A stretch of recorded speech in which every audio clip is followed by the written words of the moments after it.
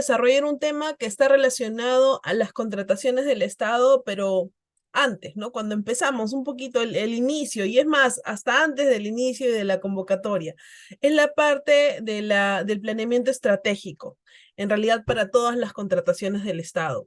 Nosotros sabemos que actualmente todas las entidades del Estado están trabajando de manera articulada para poder manejar un mejor sistema de adquisiciones, un mejor sistema de compras, incluso un mejor sistema respecto ya al uso, ¿no? De estos bienes o estos servicios que se vienen ofreciendo.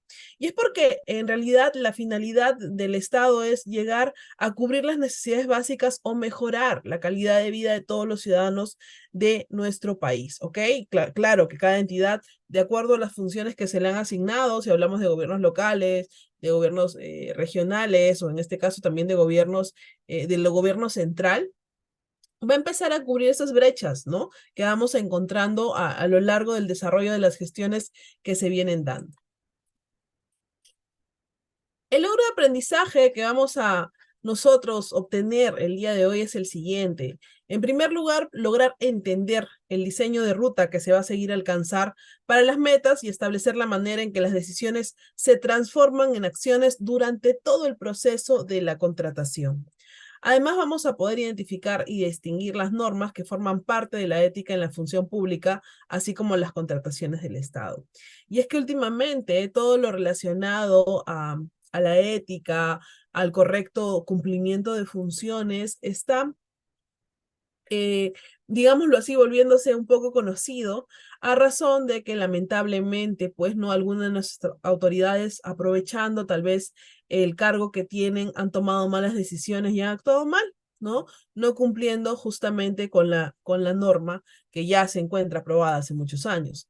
Miren, la imagen que yo les voy a mostrar a continuación es una imagen que yo he tomado justo de la página del OCE, cuando habla de alguna de las normas que regulan todo lo que se refiere a la contratación pública y, bueno, por ejemplo, para el caso de obras públicas, cuando estas se van a ejecutar y que están relacionadas mucho con el tema de contrataciones, como podrán ver, ¿no? La ley de contrataciones, el reglamento, la modificación de las contrataciones del Estado, el texto único, ¿no? Que tenemos hoy en día de esta ley.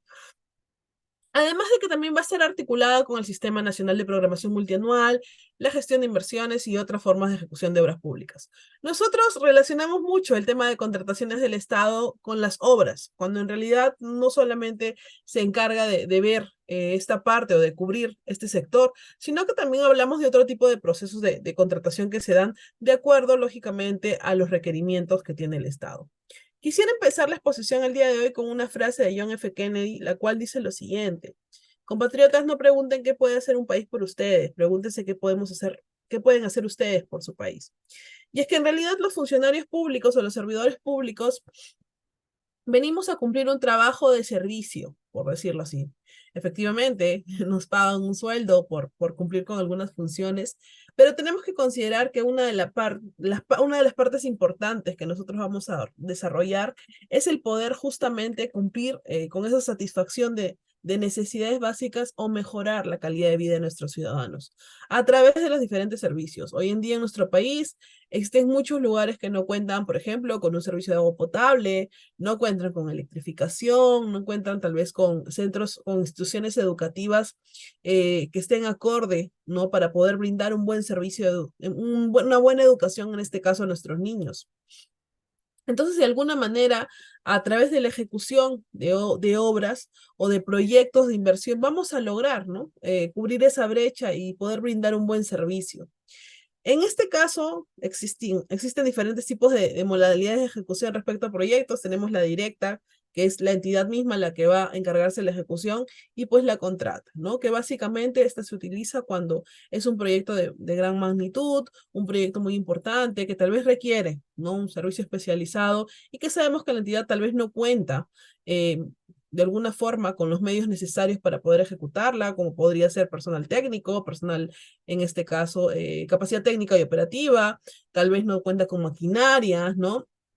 Entonces, de alguna manera, va a tener que realizarse bajo la administración indirecta o también llamado por contrato, ¿ok? Vamos a ver la primera parte en la cual vamos a hablar un poquito sobre el planeamiento estratégico en el sector público. ¿A qué nos vamos a referir con planeamiento estratégico?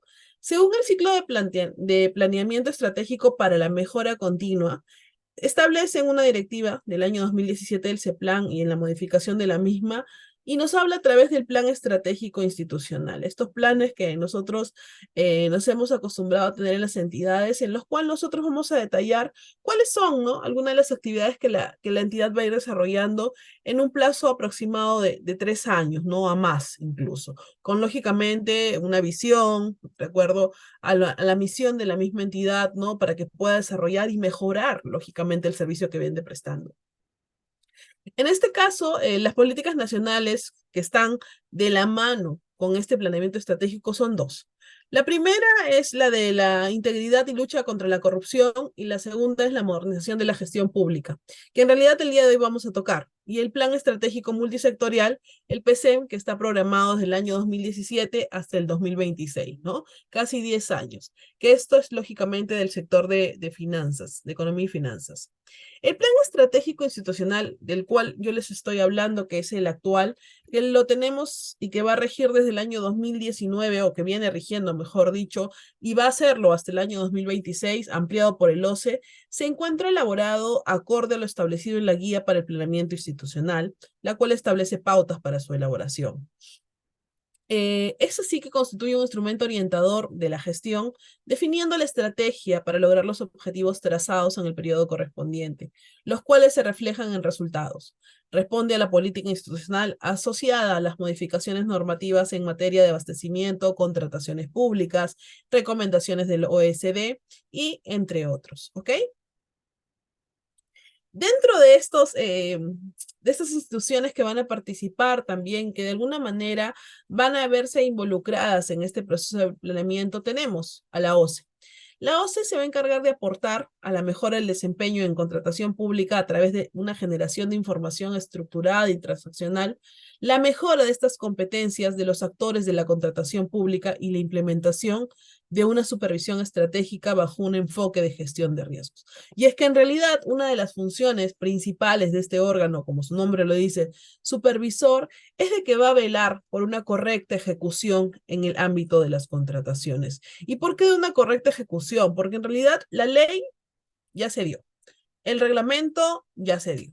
Hoy en día contamos incluso hasta con un tubo, el cual es de conocimiento público porque se encuentra publicado, está ya hace años, hay muchas opiniones al respecto, incluso ha habido pronunciamientos por parte de la OCE cuando hay algún tipo de duda en ciertos procesos, ¿no? Entonces, tanto nosotros, si estamos del lado de las entidades, o también si estamos del lado de las contratas, tenemos conocimiento cuáles son las funciones que va a cumplir, cuáles son las funciones que nosotros tenemos que cumplir y cómo es que el proceso se va a desarrollar de manera correcta o se debería desarrollar de manera correcta. Pero cuando hablamos también de planeamiento estratégico, no podemos dejar de lado los objetivos estratégicos. Actualmente el plan estratégico institucional, del cual he hecho mención, cuenta con un total de 5 objetivos estratégicos y 13 acciones estratégicas institucionales que requieren de nuevos enfoques de trabajo a fin de cumplir con las metas de mediano plazo. Al respecto, se han establecido 3 objetivos estratégicos institucionales de tipo 1, orientados a resultados que se esperan lograr, ¿ok? En el desempeño de las entidades y proveedores del Estado, y 2 objetivos estratégicos de tipo 2 orientados a resultados en la gestión interna. Y es que nosotros vamos a proceder a verlos, cada uno de estos, y a explicarles también un poquito de qué se trata. Miren, este cuadro yo lo he sacado del mismo plan estratégico, se encuentra ahí publicado, y este cuadrito nos da a conocer justamente estos 5 objetivos que yo les he mencionado, ¿no es cierto? Dentro de ellos tenemos, por ejemplo, el primero, que es el de promover la integridad de los actores de la contratación pública. ¿Y es que en qué va a consistir este objetivo estratégico institucional? En el marco del eje de integridad que guía la gestión estratégica, en este caso del OCE, en alineamiento con políticas nacionales de integridad, de lucha contra la corrupción, como lo hemos mencionado hace un momento, se impulsa el comportamiento interno, interno e íntegro de todos los actores que van a participar de esta contratación pública a fin de poder generar confianza en este proceso. Debido al escaso, muchas veces, conocimiento, información y hasta capacidad de gestión que puede demostrar, ¿no?, alguna de las entidades para poder identificar espacios de riesgo que podrían generar desconfianza en procesos de contratación, se deben de implementar de alguna manera ciertos mecanismos para poder identificarlos, gestionar procesos de contratación, si es que haya ningún tipo de inconveniente y que le permitamos a ambas partes, ¿no? Tanto a las entidades como en este caso a los contratistas, darles la certeza, la seguridad de que el proceso se va a llegar de la mejor manera. Por otro lado, nosotros vamos a incidir mucho en temas de integridad dentro del servicio de desarrollo de capacidades, actores de contratación que incorporan la participación ciudadana en este rol que tienen para poder advertir ciertas situaciones que impacten de manera negativa un proceso de contratación pública.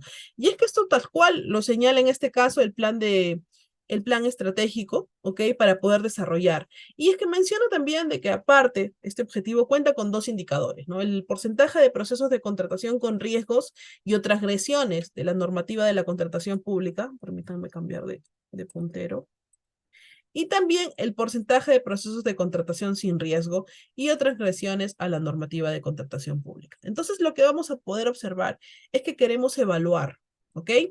Tengo procesos que se están llevando bien, tengo procesos que no se han llevado bien. Entonces, ¿qué es lo que está pasando? ¿Cuáles son los errores que en este caso están cometiendo las entidades?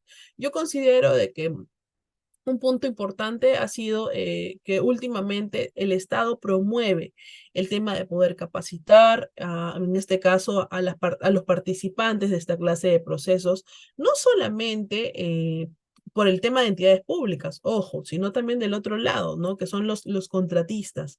Entonces, lo segundo es de que yo también veo de que hay mayor pronunciamiento por parte de la OCE para poder aclarar ciertos puntos que tal vez están un poco a veces en duda o que podrían generar cierta suspicacia, ¿no? Y que podrían tal vez poner en este caso en una vitrina de que no se está llevando un proceso correctamente. ¿Ok? El segundo objetivo que nosotros tenemos es de incrementar el nivel de competencias de contrataciones a los proveedores. Entonces, de los proveedores, perdón. Vamos a poder considerar que en el eje justamente de toda esta competencia que va a guiar, ¿no?, estratégicamente el OCE en alineamientos con las políticas, como les he dicho, por ejemplo, tenemos ahí algunas como son la política de competitividad, también que busca justamente mejorar la calidad de servicio que se brinda, impulsa el desarrollo de ciertas herramientas tecnológicas para poder generar información de mercado de compras públicas conforme a los rubros de interés de proveedores, en este caso, como para poder brindarles una alerta o no una llamada de atención, ¿ya? Sino vamos a verlo como un aviso de, estás haciendo las cosas un poco mal, ¿no? Podrías todavía mejorarlas de alguna manera. Y que le va a permitir esto tomar decisiones, lógicamente, de una correcta participación en todos los procesos que se den. También lo que va a buscar este objetivo, lógicamente, es fortalecer capacidades de los proveedores que puedan ayudar a tener mayores posibilidades de participar en procesos de selección convocados por las entidades. Recuerden que un punto importante, por ejemplo, es el que los proveedores cuenten, ¿no?, con la experiencia necesaria para poder, en este caso, cumplir con el servicio para el cual han sido contratados de la mejor manera.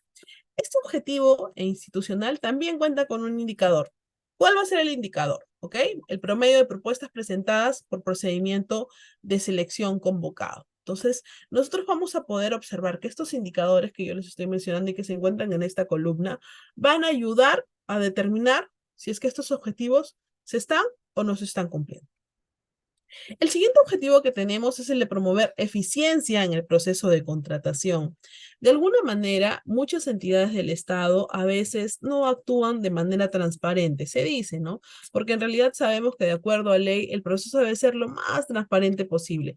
¿A qué se refiere con lo más transparente posible? No solamente desde el punto de que haya, cumplamos con una correcta publicación en las páginas, en las convocatorias y la publicación de las bases. No, sino que de alguna manera queremos incentivar, queremos promover de que estos procesos se lleven de manera eficiente. ¿Cómo podrían hacerlo? Implementando herramientas Hoy en día hemos aprendido, ¿no? Somos parte ya de un mundo completamente tecnológico. ¿Quién iba a pensar que hace muchos años podríamos estar de esta manera, ¿no? Dando una capacitación, por ejemplo, a través de una pantalla, pero eso nos permite, ¿no?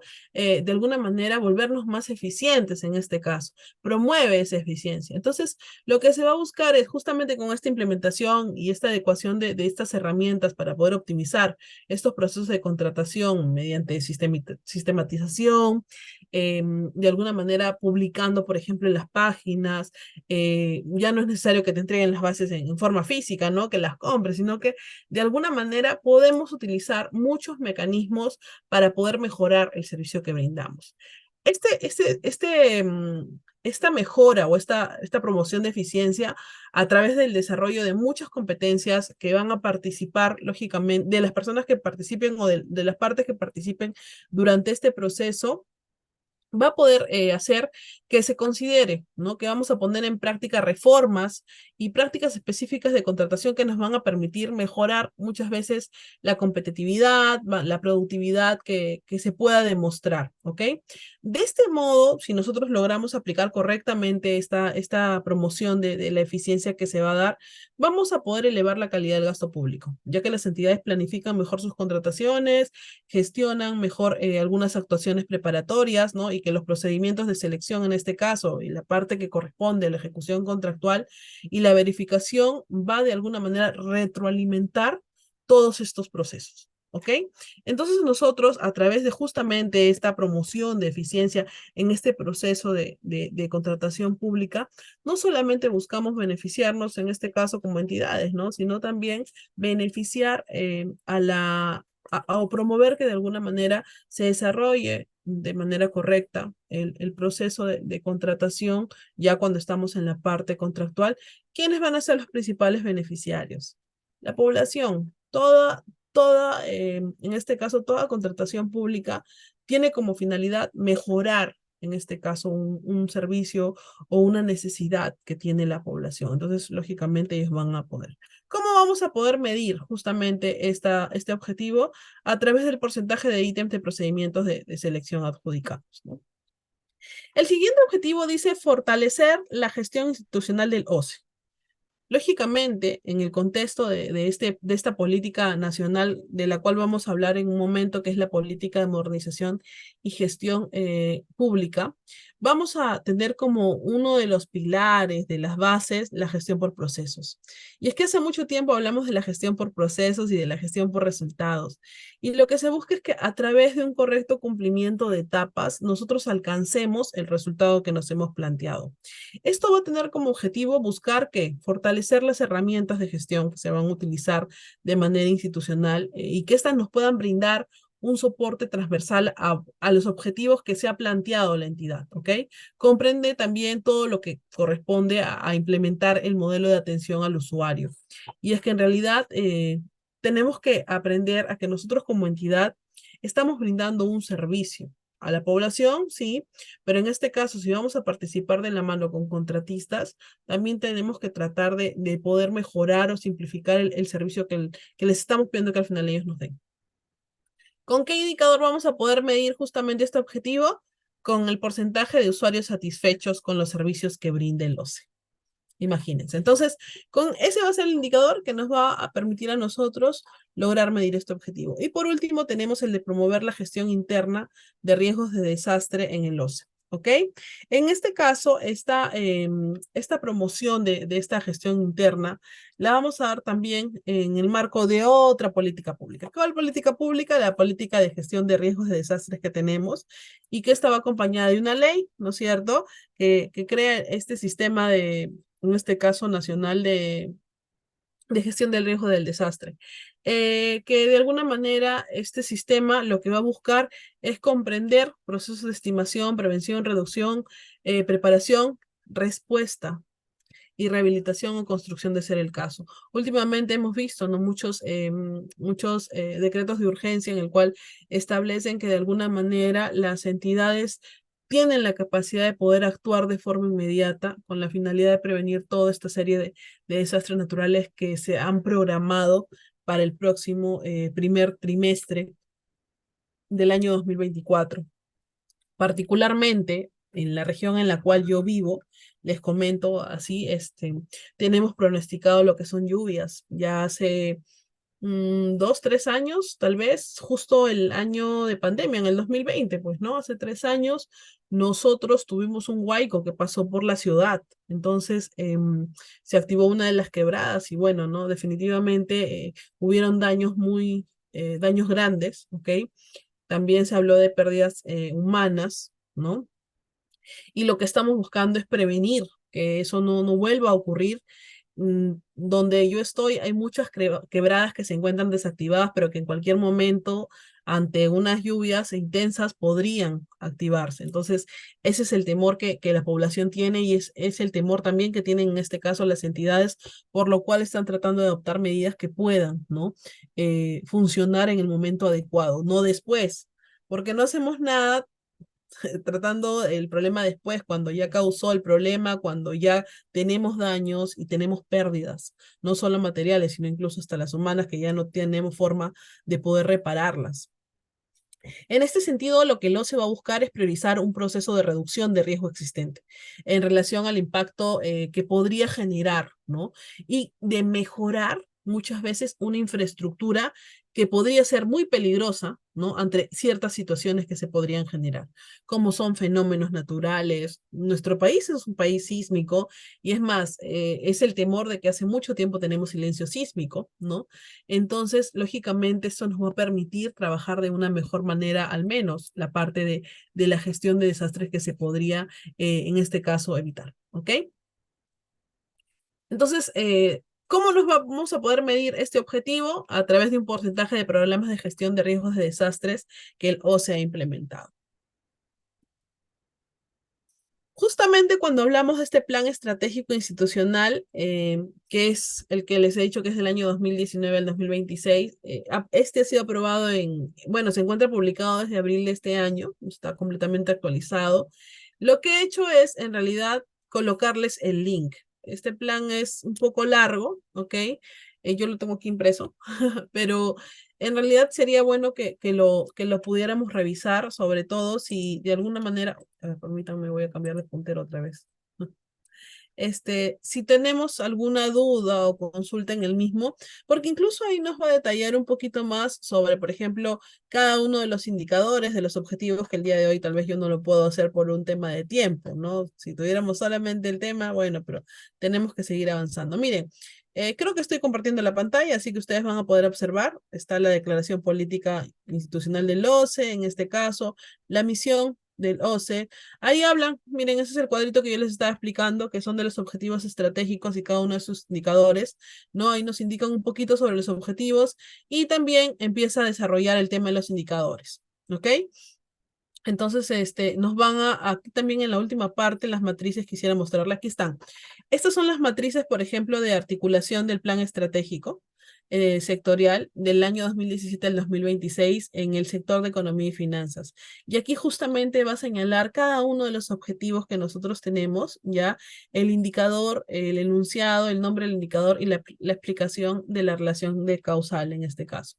Así también hay un cuadro en el cual, miren, esta de acá, esta es la segunda matriz, ese es el anexo B2, donde nos hablan, nos colocan el objetivo, ya, el indicador, e incluso quién es el responsable de este indicador. Y nos está mostrando un avance, cómo hemos nosotros trabajado en el 2023, en el 2020, perdón, 2019, 2020, 21, 22 y lo que se espera el 2024, 25 y 26, ¿no? En este caso de cumplimiento. Y aquí habla cada uno de los objetivos que tenemos, así como los indicadores que yo les he señalado, y pues pone, ¿no? Como les decía, señalando quién es el responsable de cada indicador. Esto ya es una ficha técnica en realidad, esto no, pero esas matrices yo creo que están interesantes de poder revisarlas porque nos van a señalar en este caso datos pues importantes, ¿ok? Vamos a regresar a Ahora las su diapositivas. PPT no se está visualizando. No se está visualizando. ¿Ahora tampoco? Ahora sí. Ah, ya. Es que salí de la pantalla, entonces no han visto la parte del plan, creo, ¿no? No, doctora, no la han podido visualizar. A ver, voy a ver si es que lo voy a compartir con ustedes. Am, creo. A ver. Ahora sí, ¿verdad? Sí, doctora, ahora sí se puede visualizar. Ahí está. Discúlpenme. Pensé que estaba compartiéndolo. Ya, este es el plan estratégico institucional que les estaba hablando del 2019 al 2026. Como les había mencionado, está publicado desde abril de 2023. Y aquí, esa es una parte introductoria en la cual la verdad habla sobre la misión, la visión, en este caso de la OCE, ¿no? Y aquí ha hablado sobre los objetivos estratégicos institucionales. Este cuadrito yo se los he copiado tal cual, porque no he modificado nada. En la diapositiva, bueno, sí les he hablado de cada uno en este caso, de los objetivos estratégicos, y acá ustedes van a ver que ellos también nos señalan el detalle de cada uno de los objetivos y también de cada uno de los indicadores. Como punto principal, en realidad, lo que me gustaría mostrarles es esta parte, la matriz. En la parte de la matriz, miren, nos colocan el objetivo, el nombre del indicador, y en este caso, cuál es la explicación de la relación causal, ¿no? Que va a tener con el plan estratégico sectorial y el sector de economía. Y en el anexo B2 nos muestran el objetivo, los indicadores, el valor aproximado de logros esperados que se tienen, ¿no? En el periodo. Bueno, ya hemos tenido en el caso de los años que han pasado, 2019, 2020, el 2021, 22, 23, y lo que alcanzamos o lo que queremos lograr hasta el 2026. Y en esta matriz sí nos establecen, por ejemplo, quién es el responsable de cumplir con estos indicadores. Lógicamente, por ejemplo, si nosotros hablamos de porcentajes de procesos de contratación de riesgos y transgresiones normativas, ¿no? Y vamos a tratar de brindar esa información, la que lo va a tener es el OCE, pero en este caso se les va a encargar a las diferentes entidades para que ellas les den un seguimiento de cumplimiento a cada uno de estos objetivos institucionales que se han trazado. ¿Ok? Básicamente eso en realidad la última parte ya es más que nada técnica. Voy a regresar a los PPTs. Sí, aquí estoy. Ah, no, perdón, un ratito. Tengo acá los PPTs. ¿Dónde estaba? Acá estoy. Se puede observar, ¿verdad, doctor? Sí, sí se puede Ya. visualizar. Igual aquí les estoy dejando el link, ya para que ustedes puedan visitarlo. En realidad, ese plan es público, ¿no? Pero de todas maneras, si gustan, lo pueden ahí revisar. Y ahora lo que sí quisiera explicarles un poquito es sobre la relación de planificación estratégica con las contrataciones del Estado. Tal vez no sé si nos habremos preguntado esto, pero si nosotros nos damos cuenta, miren, esto lo he tomado de un libro de Domingo, bueno, de una tesis, ¿ok? La tesis es del año 2015, pero justamente habla sobre el análisis descriptivo de la problemática en las contrataciones estatales en el marco del sistema de abastecimiento público. Y es que señala que nosotros no podríamos decir de que los sistemas de entidades públicas trabajan de manera independiente. Yo sí considero que trabajan de manera, en este caso, articulada. Y nosotros vamos a poder observar que aquí existe una pequeña cadena que nos va a permitir comprobar esto, ¿no? Tenemos, en primer lugar, el plan estratégico institucional, ¿no es cierto? Que lo tenemos por entidades. El plan operativo, también institucional, ¿no es cierto? Y este plan operativo va a considerar dos cosas y va a trabajar en base a dos cosas. La primera, al sistema de presupuesto. Y es que este se va a guiar de los diferentes PIAs que vamos a tener, en este caso aprobados anualmente, ¿no? Presupuestos institucionales de apertura, que sabemos que se tienen que aprobar antes de que inicie, en este caso, el próximo año y para poder crear ya las metas y todo lo demás de acuerdo a las actividades que se tengan programadas. Y también el sistema de abastecimiento, que es el plan anual de contrataciones o también conocido como el PAC. Ojo con algo. Tanto el PIA como el PAC, que son planes anuales, ¿ok? Ambos, porque el PIA es presupuesto y el otro son contrataciones. No es que tal cual los aprobemos ya no van a sufrir ninguna modificación. Sí podrían sufrir modificaciones, ¿ok? Entonces esas modificaciones lógicamente también van a tener que ser aprobadas, en este caso por los actos resolutivos de acuerdo a la potestad que tenga cada una de las entidades, ¿ya? Pero van a poder ser modificados. No es que queden tal cual han sido aprobados al inicio, no. Ambos podrían ser de alguna forma cambiados, actualizados, modificados, ¿no? Por la entidad. Y como les digo, eso ya depende de quién es el encargado de aprobarle cada una de ellas en el caso de las funciones que se le han asignado. ¿Ya? Entonces, nosotros vamos a poder observar que las entidades cumplen con la presentación de estos, ¿no? De su PAC, de su PIA, y esto va a estar lógicamente en su plan operativo y también en el plan estratégico. Nosotros cuando hablamos en realidad de, de ver a futuro las entidades, no sé si se han dado cuenta de algo. La mayoría de normas que establecen el tema de programación multianual, porque hoy hablamos mucho de programación multianual, fuera del tema del invierte, están ajustados a plazos de 3 años hasta más, ¿no? Pero como mínimo 3 años. Es decir, que la entidad va a mirar de aquí a 3 años. Se va a programar de aquí a 3 años y eso conforme lo va a ir aprobando o modificando cada año de acuerdo también al cumplimiento de las mismas. Y es que eso también se da porque nosotros no podríamos decir que todas las gestiones van a darse de la misma forma. Miren, la gestión anterior, me refiero tanto a gobiernos locales como regionales, tuvo algo, ¿no? Que las además no habían tenido. ¿Y qué era? La pandemia, ¿no? Yo creo que esto fue algo que nadie había programado ni pensado que iba a ocurrir, menos de la forma en la que ocurrió. Entonces, lógicamente, hemos tenido que dejar de ejecutar muchas cosas que teníamos pensadas y poder cambiarlas, ¿no? Por otro tipo de proyectos de inversión o otro tipo de programaciones que nos permitían en este momento brindar un mejor servicio. Particularmente donde yo estaba trabajando en ese entonces, venía ejecutando un hospital, pero iba a demorar todavía porque está en bastantes procesos, en este caso, eh, por incumplimiento, ¿ya? Y se tuvo que aplicar, por ejemplo, una IOR para poder habilitar un lugar para poder brindar un mejor servicio de salud. Adicional a eso, algunos crearon o tuvieron que aprobar, en este caso, IOARs para compra de ventiladores, de plantas de oxígeno.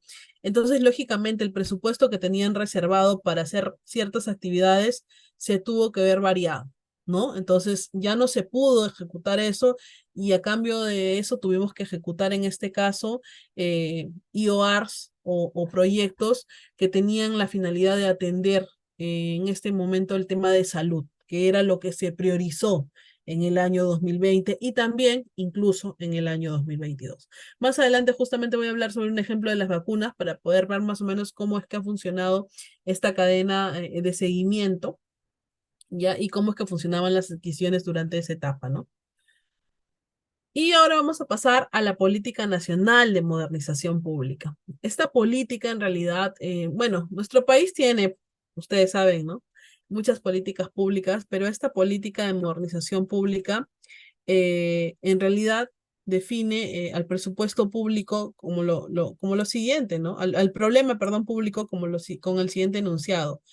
La política nacional de modernización de la gestión pública, eso es lo que significan las siglas PNMGP al 2030, al año 2030, define como un problema público el siguiente enunciado: bienes y servicios y regulaciones que no responden a las expectativas y necesidades de las personas y a la creación de un valor público. Y es que lamentablemente esta política de modernización señala de que por más documentos estratégicos o planeación estratégica que nosotros estamos desarrollando, posiblemente al año 2030 nos demos cuenta que estamos cometiendo un error o que hemos hecho algo mal. Y es lo que queremos evitar.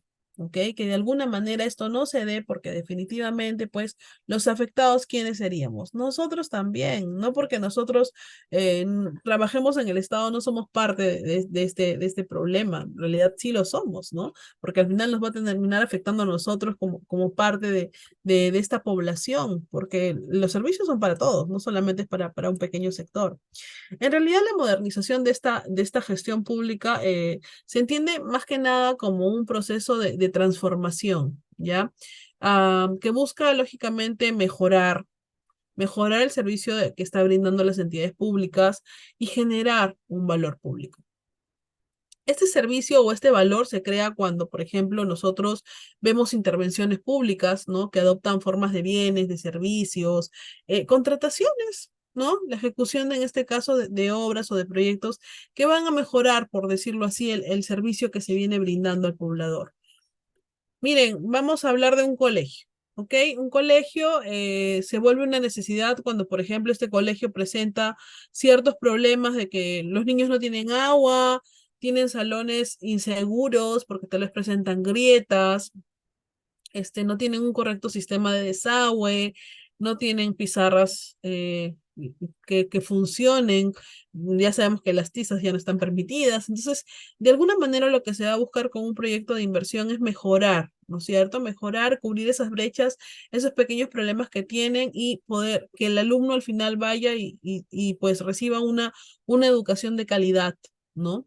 Entonces, lógicamente, al nosotros mejorar ese servicio también, pues, ¿no? Las condiciones, el alumno va a ir, va a ver que sí, que cuenta con espacios correctos para poder desarrollarse, no solamente en la parte académica, sino también en la parte recreacional.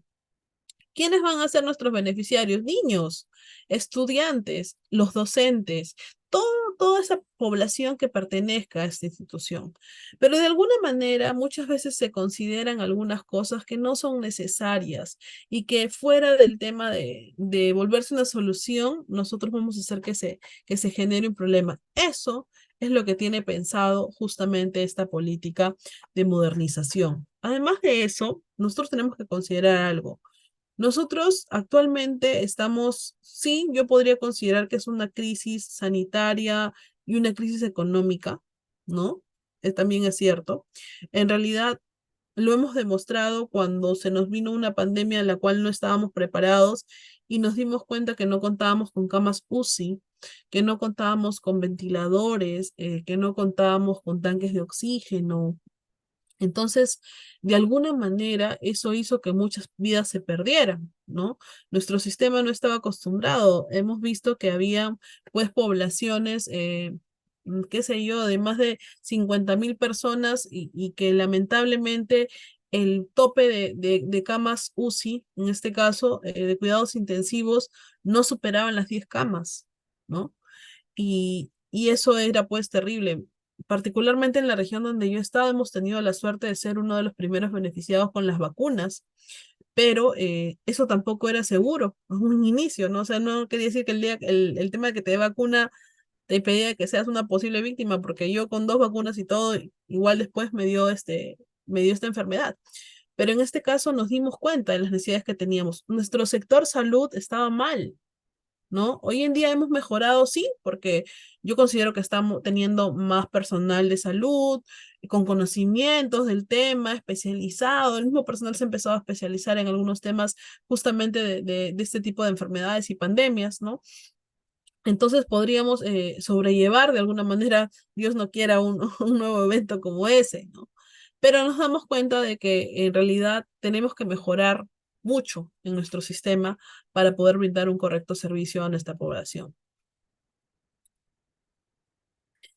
Que busque en este caso una política pública de verdad, de excelencia, debe ser técnica correcta y políticamente viable. ¿Y a qué nos referimos con eso? No es el hecho de que, ya el día de hoy se me ocurrió que yo voy a crear una política pública que beneficie, qué sé yo, al sector que se encuentra en pobreza, ¿no?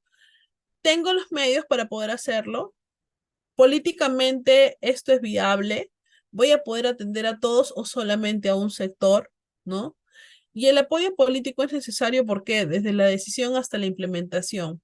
Porque ¿qué es lo que tiene que hacer el Estado en este caso? Tiene que evaluar, ¿no? Yo tengo un problema, trato de buscar una solución. ¿Esta solución es la correcta? ¿A cuántas personas voy a poder de alguna manera brindarle este servicio o voy a poder mejorar, ¿no? O al final voy a terminar empeorando. Políticamente, la autoridad es la que va a tener que también asumir cierta responsabilidad, lógicamente, pues, desde el punto de que esto se vuelva una solución, más no un problema para la población. ¿Por qué es necesario modernizar? ¿Por qué consideramos, voy a mover mi pantallita para poder leer la pantalla? ¿Por qué consideramos de que es importante en este caso que nosotros tengamos que buscar modernizar? Sabemos que se tiene una problemática, ¿no? ¿Por qué? Esta problemática, ¿por qué se da? Por el bajo desempeño del Estado. Lo que genera qué cosa? Desconfianza, insatisfacción, que la gente nos reclame, nos haga huelgas, nos haga paros, ¿no es cierto? Se siente incómoda, porque está siendo parte de, ellos consideran, o bueno, nosotros consideramos una injusticia. ¿Por qué yo no tengo acceso a un agua de calidad? ¿Por qué en mi zona no hay electrificación? Nosotros tenemos muchas zonas rurales que no cuentan con electrificación. Entonces, ¿por qué? ¿Y por qué en la capital sí? ¿Y por qué en el departamento sí? ¿O por qué en la capital de la provincia sí? ¿No? Entonces, de alguna manera sienten que el Estado no está actuando de manera correcta, sino que está llegando solamente a un sector de la población. Ellos nomás se van a beneficiar, cuando en realidad el derecho debería ser de todos. Hablamos lógicamente de una débil articulación intergubernamental e intersectorial, ¿ok? Sí, estamos tratando de articular todos los sistemas, pero no siempre se da. Incluso a veces hay problemas entre el gobierno local y el gobierno regional, ¿no? Entonces, eso definitivamente va a hacer que esa región no mejore. Dificultades para realizar planes que se articulen con un presupuesto.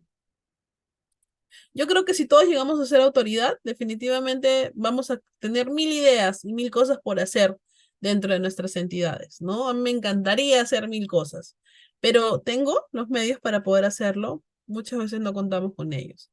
Inadecuada política y gestión de recursos humanos. En el caso de las entidades, a veces no contratan a las personas ideales para los cargos, para los puestos, y esto lógicamente hace que no cumplan correctamente con su función. Carencia de sistemas y métodos de gestión de información y el conocimiento. Carencias de infraestructura, equipamiento y logística en las entidades. A mí me apena mucho cuando en una entidad te dicen que tienes que venir a trabajar con tu propia laptop, por ejemplo. Cuando sabemos que en nuestro país no todos tenemos una laptop. Entonces, estamos pensando en que todos tienen la misma situación cuando no es así, cuando muchas personas necesitan trabajar y comprarse una laptop definitivamente cuánto le costaría, ¿no? Cuando la entidad debería de poder solucionar esos problemas. Falta de seguimiento y evaluación de resultados, exacto. Nos hemos acostumbrado muchas veces no evaluar los resultados. Permítame tomar un poquito de agua. Ineficiencia en los procesos de producción, ajeno a la obtención de resultados para el ciudadano, inadecuado diseño en la estructura de organización y funciones. Y es que en realidad las entidades tienen que ponerse a pensar un poquito más en qué es lo que le hace falta en este caso, primero a la entidad, segundo a la población, para poder resolver qué es lo que está funcionando. Miren, actualmente muchos de los procesos que se realizan por el tema de contrataciones del Estado se caen por desconocimiento, se caen porque no hubo una buena elaboración de términos de referencia que impidió que esto se ejecutara de la mejor manera, se caen porque hay un mal expediente aprobado, ¿no? Porque se aprobó por aprobar y lamentablemente ese monto, nadie va a ejecutar con ese monto porque no le generaría ninguna ganancia, al contrario, una pérdida a la entidad y por eso es que se declara desierto un proceso. Entonces, yo considero que la entidad tiene que velar por una correcta ejecución durante todo el proceso. Por eso justamente nos piden a veces a las áreas opiniones si es que tienes o no capacidad técnica y operativa para poder ejecutar una obra. Y si no puedes, pues irá por contrata, ¿no? Pero eso no solamente es al área que va a ejecutar, sino también a las áreas que son de alguna manera los soportes, que son abastecimiento, que son en este caso el área de administración, el área de equipo mecánico, que son las áreas involucradas y que tendrían que ser parte de esta clase de procesos. ¿Por qué modernizar? Porque un Estado moderno va a permitir orientar al ciudadano, ¿ya? Segundo, de que no va a actuar de forma humanitaria, sino que va a ser un poco descentralizado, que va a ser abierto, eficiente e inclusivo. ¿Qué quiere decir?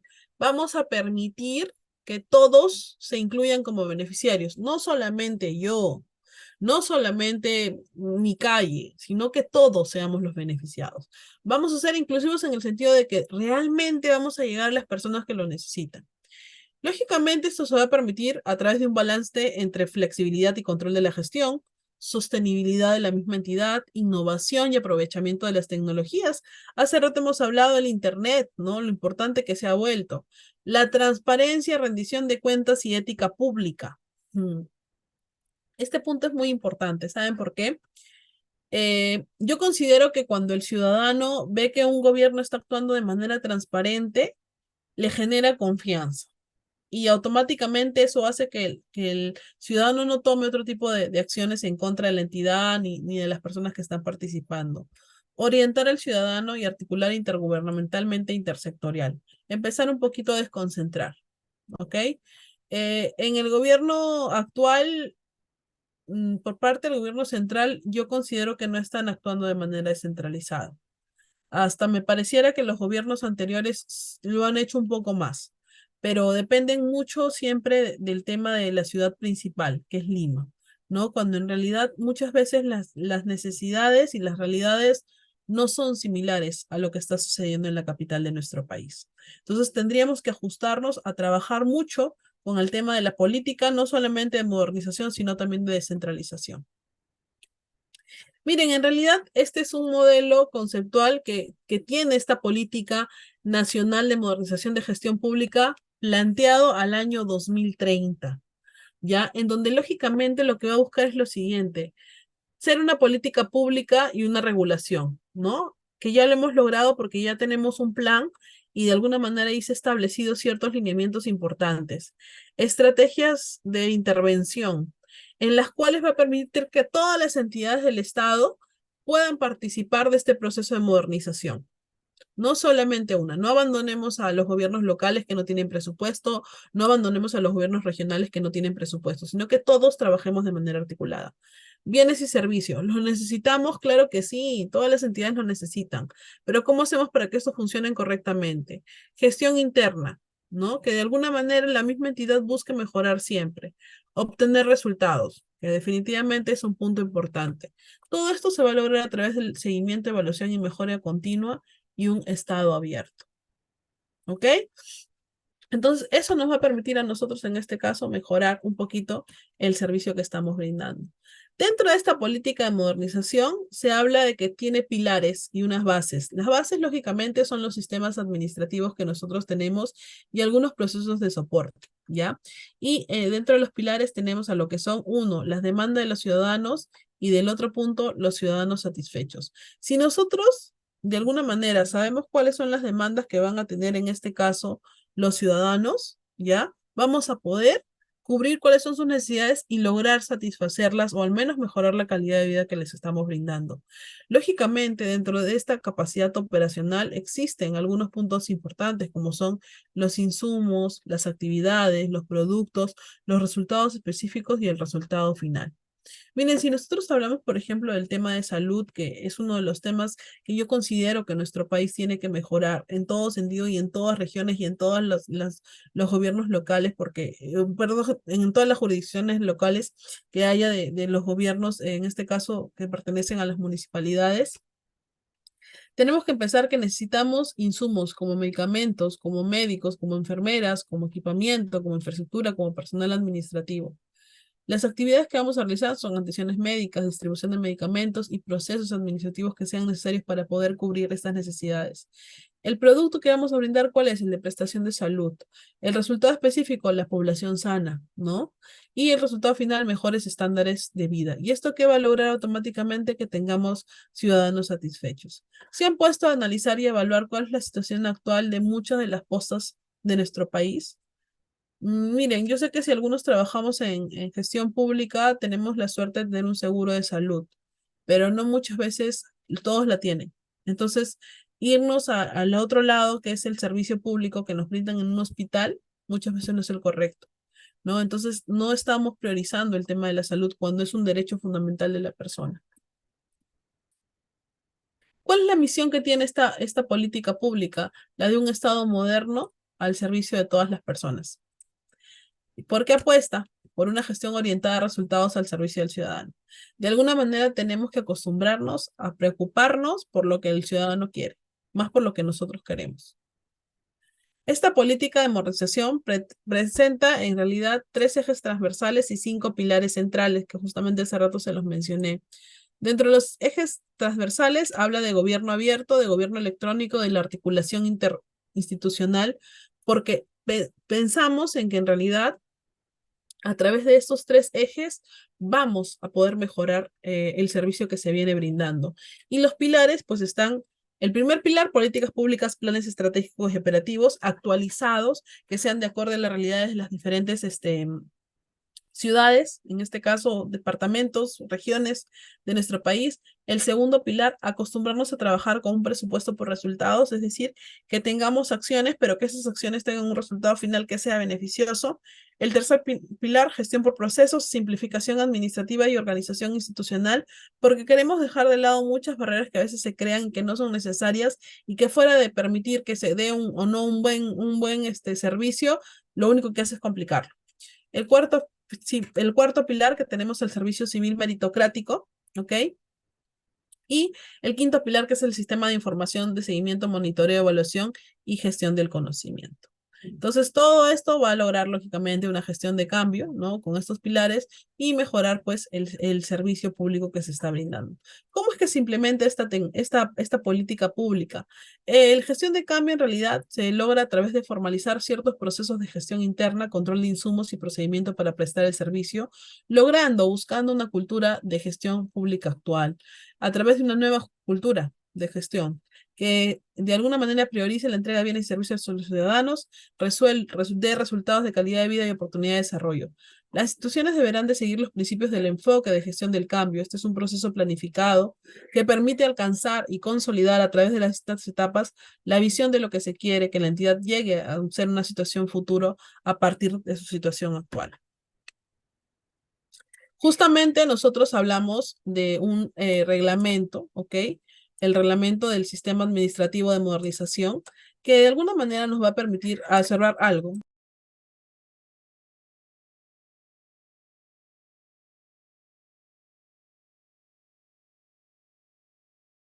Tendría un poquito de ruido alrededor.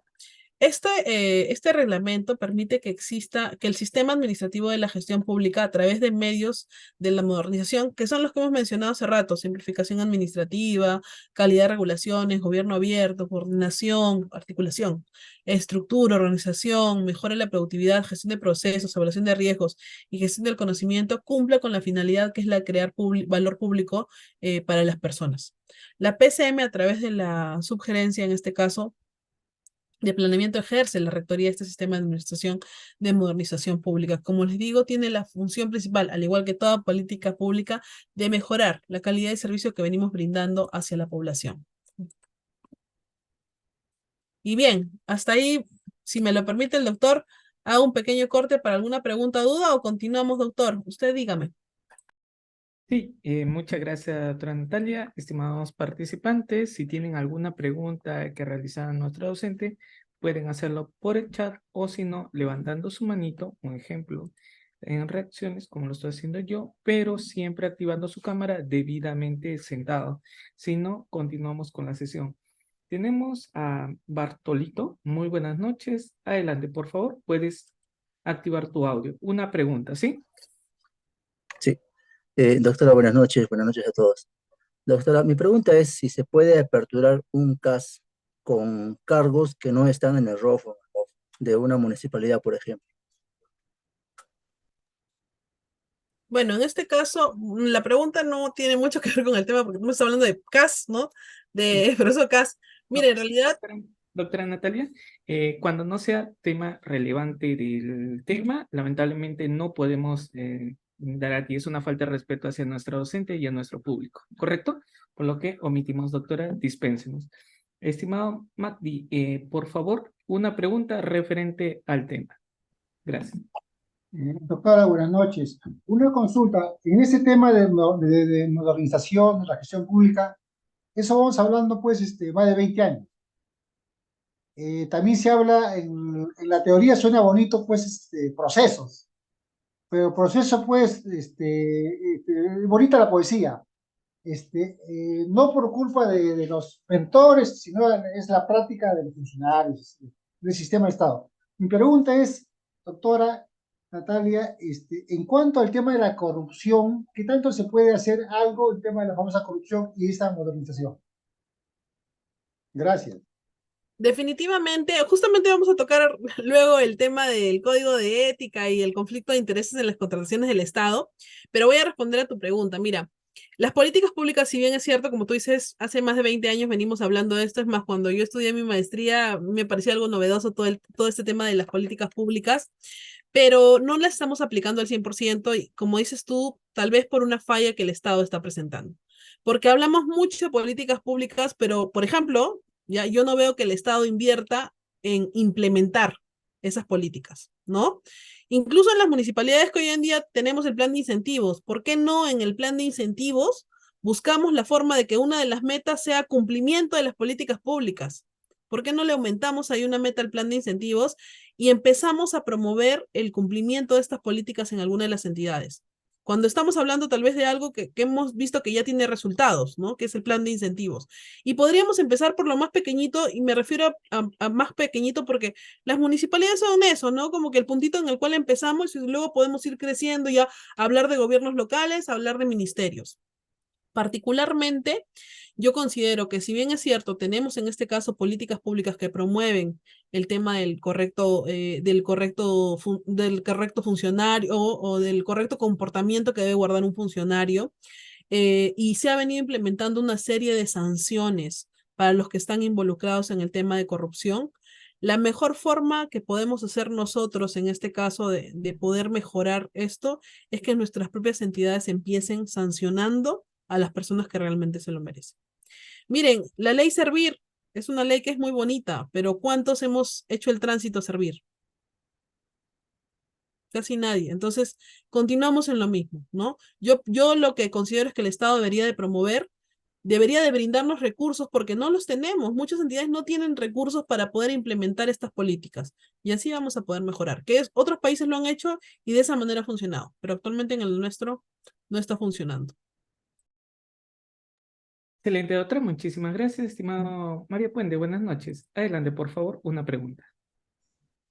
Buenas noches, doctora, y buenas noches con todos los participantes. El Estado, en su gestión de sus presupuestos anual, no está en sus proyectos a la población, al pueblo, ¿no? De ejercer esa la modernización de la gobernabilidad, ¿no? Ese es el concepto, doctora, hoy en día.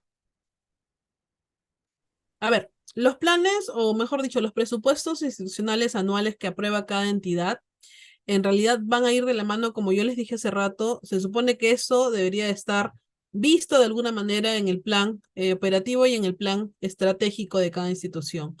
Cada institución debería de plantear dentro de estos planes cómo es que va a ejecutar esta correcta modernización del Estado. Miren, yo sé que tal vez no lo han implementado del todo, pero yo les comento porque al menos en la entidad en la cual yo trabajo, yo sí vi eso en el 2020 y 2021.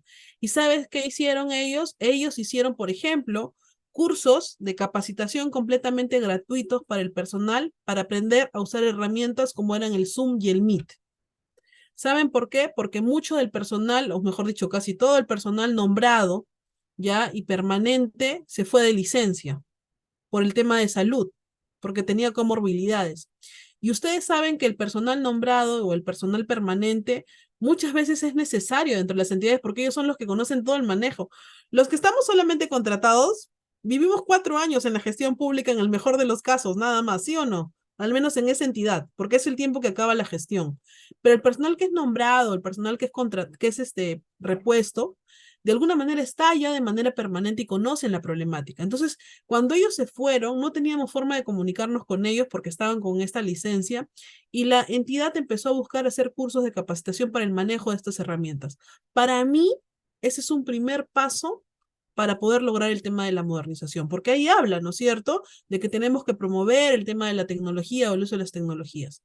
Entonces, el segundo paso que yo considero que podrían dar es de que hablemos de alguna manera, estaba leyendo un mensaje, perdón, de alguna manera el promover que las personas aprendamos un poquito más sobre todo este tema actual de las computadoras, que es muy importante. Incluso, miren, estamos hablando de inteligencia artificial y muchas entidades no la aplican, cuando podría tal vez esto servirnos de la mano y ser una herramienta muy importante para cualquier proceso que nosotros realicemos. Hablamos de inteligencia artificial, tendríamos de verdad directivas y manuales actualizados sin tener que sacar servicios por más de 5.000 soles en cada entidad, si la aplicáramos correctamente. Excelente, doctora. Tenemos una pregunta de Caroline Farroña. Ya saben, levantan su manito en reacciones. Si una institución pública requiere equipamiento para un establecimiento de salud y en el contrato dice que será responsable la unidad responsable, puede que la unidad formulada acepte la recepción de equipamiento bajo esa responsabilidad. A ver, escuché unidad receptora, unidad formuladora, creo. Esa parte no le entendí muy bien. ¿Está en el chat la pregunta, doctor? Sí, doctora, ahí A está. ver, una institución pública requiere equipamiento para un establecimiento de salud y en el contrato dice que será responsable la unidad responsable. Puede ser que la unidad formuladora acepte la recepción del equipamiento. A ver, es que aquí estamos confundiendo funciones. Miren, ustedes me dicen que una institución pública requiere equipamiento, ¿ok? ¿Tú cómo vas a conocer que requieres algo? Porque supuestamente tiene que haber algo que le dé esa partida de nacimiento, ¿no? Ya, yo soy directora de un hospital y veo que, por ejemplo, en mi hospital me falta, no tengo qué sé yo, no sé mucho del tema médico, pero ya no tengo ventiladores, ¿ok? No tengo ventiladores y necesito ventiladores. Yo hago el requerimiento. En este caso, todas las entidades, pues, dependen de alguien que tenga una unidad formuladora, ¿no? La unidad formuladora, que es una de las primeras que va a actuar, va a realizar una evaluación si realmente se requiere o no. Nada más, ¿no? Y luego nosotros tendríamos que hacer un análisis si contamos con presupuesto como para poder implementarlo y ya cuando pase al área de estudios va a determinar si, por ejemplo, corresponde hacer un proyecto de inversión para poder adquirir estos ventiladores, podría ser tal vez solamente una IOR que me permita solamente comprar los ventiladores nada más, un mantenimiento no, porque actividades de mantenimiento no me permite la compra de nada, entonces, de nada nuevo. Entonces, yo voy a poder determinar eso. En base a eso se va a elaborar el expediente y bueno, ¿no? Se definirá si se va a pasar por administración directa o contrato. En este caso, bueno, si es solamente compra, yo también vería la mejor forma sería solamente actuar de manera, realizarlo bajo la administración indirecta. En este caso, tú me dices en la unidad receptora del equipamiento bajo responsabilidad. Ahora, cuando ya se ejecute la IOR, lógicamente la unidad receptora va a ser la unidad que ha solicitado el bien, porque ellos son los que lo están pidiendo y ellos van a dar una conformidad si es que realmente eso cumple con lo que ellos han pedido.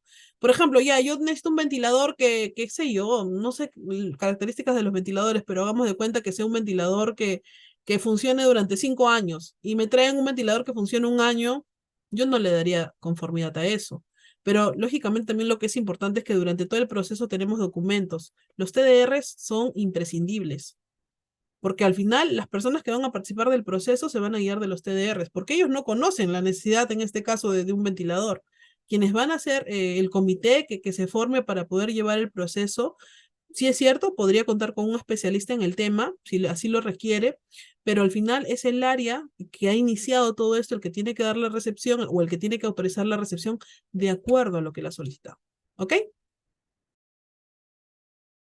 Excelente, doctora. Tenemos a Jesús Quiroz. Estimado Jesús, una pregunta. Adelante, por favor. Sí, buenas noches, doctor, buenas noches, doctor, buenas noches a todos. Mi pregunta sería de que, sabiendo que en la gestión pública es determinado por un plazo, creo que, y supongamos de que la gestión no elabora proyectos en su último año y presenta una nueva gestión, es decir, que venga otra persona en el nuevo cargo. ¿Qué ocurría con esos proyectos que pasaron de la gestión anterior? ¿Cómo se manejaría? ¿Cuál sería lo ideal? Por ejemplo, en la municipalidad. Miren, si estamos hablando lógicamente de contrata, porque nos vamos a enfocar en eso, recuerden que el contrato o la ejecución contractual no se quiebra por un término de gestión. ¿Por qué? Porque tú contratas a alguien, en este caso firmas un contrato con una entidad que te va a ejecutar un proyecto. Mira, vamos de cuenta de que ya, yo voy a ejecutar un colegio, ¿ok? Estoy en agosto de este año y hagamos de cuenta que en el 2024 se acaba mi gestión. O sea, el 31 de diciembre del 2023 yo me acabo mi gestión. Cuando yo hago el contrato, en este caso el contrato va a ser durante la duración que tenga de acuerdo al expediente técnico. El expediente técnico, por ejemplo, señala de que ese colegio se tiene que ejecutar en 8 meses, ¿ya? Y digamos que ya me dan la buena prueba y firmo contrato en el mejor de los casos en, qué sé yo, en noviembre. Y desde ahí empezaría a correr, noviembre, diciembre, enero, febrero, marzo, abril, mayo, junio. Hasta junio, junio de 2024 ellos deberían de culminar. La entidad tiene que continuar. La entidad no podría. ¿Por qué? Porque esas contratas cuando ejecutan presentan valorizaciones que son evaluadas, en este caso por especialistas de la entidad, y que ellos a la conformidad de los mismos proceden al pago de estas valorizaciones. No podemos paralizar obras, ¿ok? Solamente porque se acaba la gestión. Definitivamente sí, yo sé que se da porque muchas entidades dicen, ah, no, que esta empresa no la contraté durante mi tiempo y empiezan tal vez a buscarle un poco de problemas o fallos, o es masa, las mismas entidades piden resolución del contrato. Porque yo lo he tenido, donde trabajo particularmente, hay 3 contratas que se cayeron y dije, no saben qué, no voy más. ¿Y qué tuvimos que hacer? Hacer un saldo de obra y estamos ejecutándolas por directa ahora. Porque simplemente la entidad nos dejó botados y se fue y dijo, no, yo no voy a continuar con ustedes, desconociendo los motivos. Entonces, en esos casos, lógicamente, tú vas a tener que continuar con el servicio, porque yo no podría decir, ah, ya, estas 3 obras son de la gestión anterior, no las ejecuto. No podría, porque ¿dónde queda la necesidad pública? Y, por ejemplo, en mi caso, esas 3 obras son vías y vías importantes de la ciudad.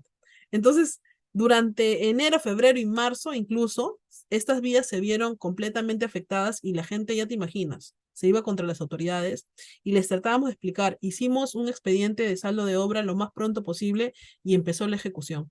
Porque no podíamos dejar de brindar ese servicio. Yo no puedo justificarme en que, ah, ya, lo siento, la gestión anterior se fue y la contrata nos abandonó y ya se quedará así la vía, porque imagínate, estamos abriendo una de las vías principales de la ciudad.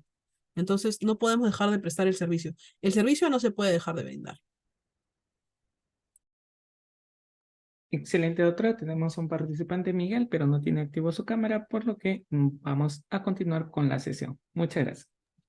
Listo. Igual vamos a continuar, no se preocupen. Ya, ahora vamos a empezar a hablar un poquito de otro de los temas que me gusta mucho en realidad, y es el tema del Código de Ética de la Función Pública. En realidad, el Código de Ética de la Función Pública, yo creo que ya muchos lo conocemos, ¿no?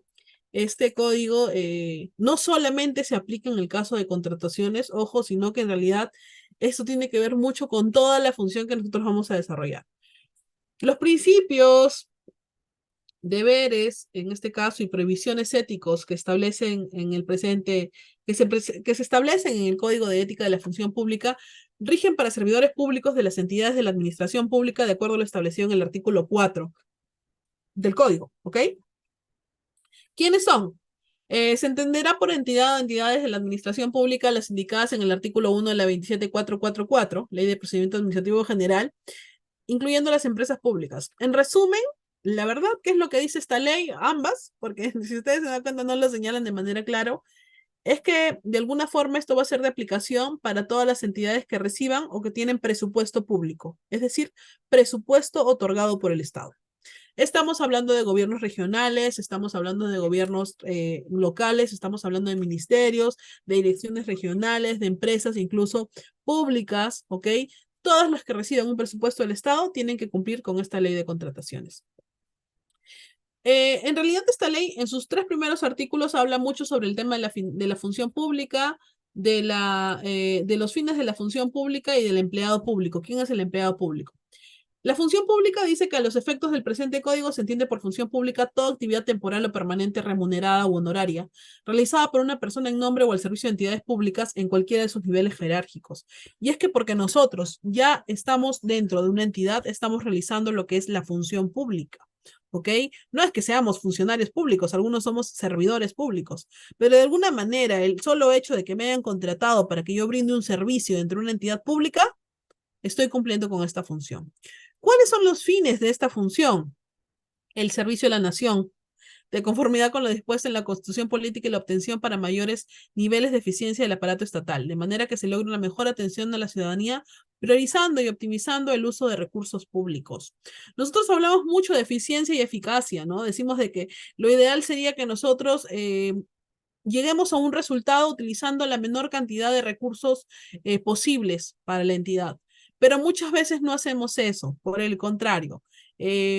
Algunas personas, ya yo ahí sí no me voy a incluir, abusan de lo que el Estado les puede brindar. Nosotros al imprimir una hoja que no tenga nada que ver con nuestro trabajo, al sacarnos un lapicero para nuestra casa, qué sé yo, al utilizar incluso algunos recursos del Estado para poder obtener un bien propio que no le va a generar ningún tipo de beneficio a la ciudadanía, no estamos cumpliendo con una correcta función.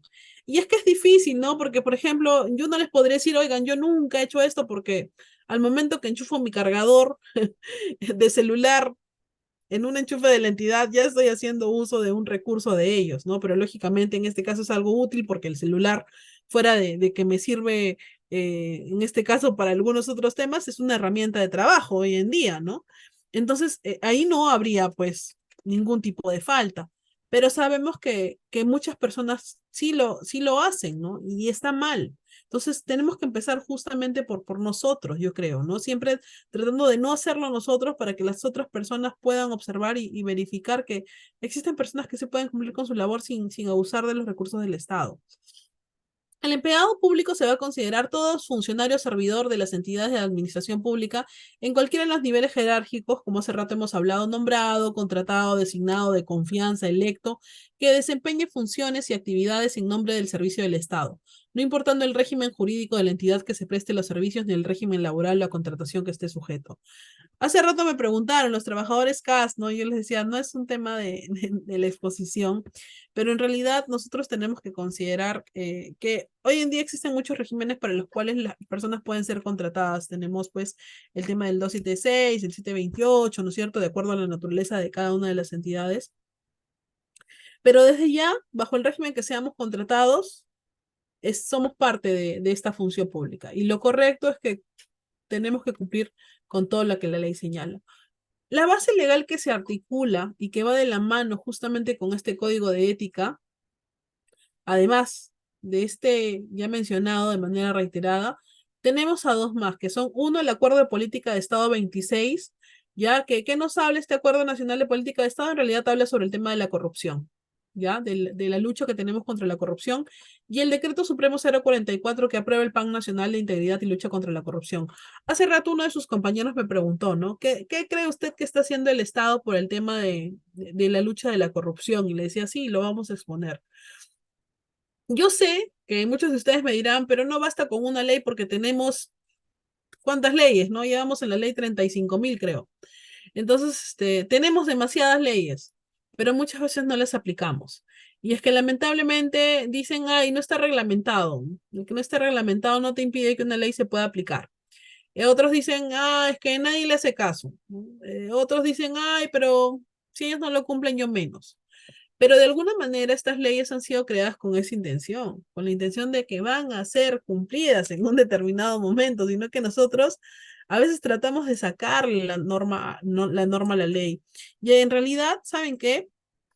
En el ámbito de contrataciones, muchas veces gana el más vivo. Y los que trabajan, porque de hecho que hay gente que trabaja específicamente en el área de contrataciones, como son abastecimiento, seguro que me van a dar la razón. ¿Ok? Miren, en resumen, el código de ética presenta 6 prohibiciones y se las voy a leer porque en realidad esto va a tener mucho que ver con el tema que vamos a continuar desarrollando. Nos habla en primer lugar de la primera prohibición ética y nos dice mantener interés de conflicto. ¿Qué quiere decir? Mantener relaciones o aceptar situaciones en cuyo contexto sus intereses personales, laborales, económicos o financieros pudieran estar en conflicto con el cumplimiento de deberes y funciones a su cargo. ¿Ok? Nosotros sabemos cuáles son las normas. ¿A quién no tendríamos que beneficiar si de alguna manera solamente porque es un amigo, porque es un conocido, porque es mi compadre? No, ¿no? Tenemos que aprender a un poquito, aprender a ser neutrales. Obtener ventajas indebidas, obtener o procurar beneficios o ventajas indebidas para sí o para otros mediante el uso de su cargo, autoridad, influencia o apariencia de influencia. El nepotismo está muy de moda, ¿no? Denunciamos mucho el nepotismo porque a veces contratan a quién. Contrato a mi yerna, ¿ok? Bueno, nuera, perdón, nuera es, ¿no? Las mujeres. No está casada con mi hijo, no está casada con mi hijo, así que no hay nada que los vincule. Ya, no están casados, pero por ahí tienen un hijo en común. ¿Este nepotismo no? Claro que sí. Entonces, de alguna manera siempre buscamos beneficiarnos, ¿no? Cuando no debería de ser así. Realizar actividades de proselitismo político, ¿ok? Realizar esas actividades a través de la utilización de funciones por medio de la utilización de infraestructura, bienes, recursos, sacar copias y entregar panfletos en horario de oficina, utilizar el horario de oficina para hacer otras funciones que no corresponden. ¿Eso es una prohibición? ¿Tiene una prohibición ética? Claro que sí. Desde el hecho de que yo me voy en horario de trabajo a almorzar a 2 cuadras sin ningún tipo de permiso, o me voy a tomar desayuno a mi casa y regreso, o vengo, marco, me voy a dejar a mis hijos al colegio y regreso a la entidad, ya estoy incumpliendo con una de estas prohibiciones. Hacer mal uso de la información privilegiada. Cuando nosotros tenemos información, está bien, la información es pública, ¿ya? Pero ¿qué no es público que estemos tomando fotos y enviando por todas las cadenas de WhatsApp para que todos lo vean? Presionar, amenazar o acosar. Ejercer presiones. Esto no solamente para los jefes. Hay muchos trabajadores que están acostumbrados a trabajar.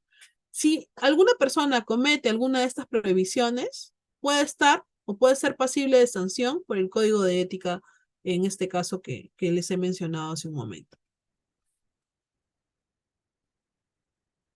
Miren, la ética pública está colocada, en este caso, como concepto en 2 normas. La primera, el artículo 3 del título 1 del reglamento del Código de Ética, del reglamento, ojo, y nos dice lo siguiente. El desempeño de los empleados públicos basado en la observancia de valores, principios y deberes que garantizan el profesionalismo y la eficacia en el ejercicio de la función pública.